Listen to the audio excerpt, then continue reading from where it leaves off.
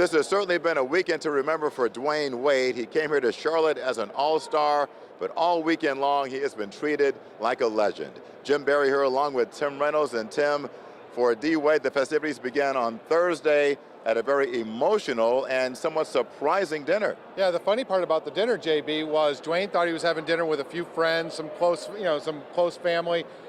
He gets out of the van, he's holding Kavia James, him and Gab's new daughter, and he sees a red carpet, and he's like, uh-oh, that's the first sign of trouble. So a few people sort of meant a few hundred people, wow. And yeah, he was double fisting red wine a couple of times during it, but he was doing fine. And it got very emotional, I hear. It got very emotional. Some of the stories were very touching. And the theme throughout, whether it was Magic Johnson or Pat Riley or Donovan Mitchell or Chris Paul or Carmelo Anthony talking, you got reminded that Dwyane Wade has meant so much to so many people for so long. Everyone is sad that this last dance is ending.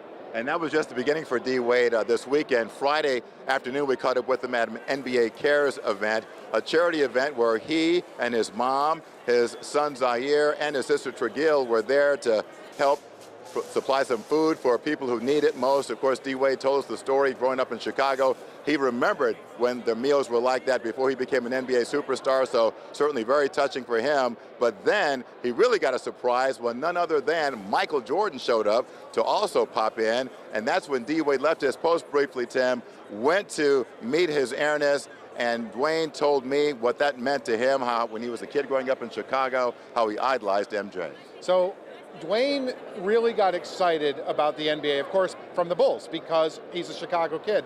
But the biggest thing was watching Michael Jordan on Christmas. And that's when, I've talked about it with him so many times, that's when the seed really got planted. I want to be an NBA superstar.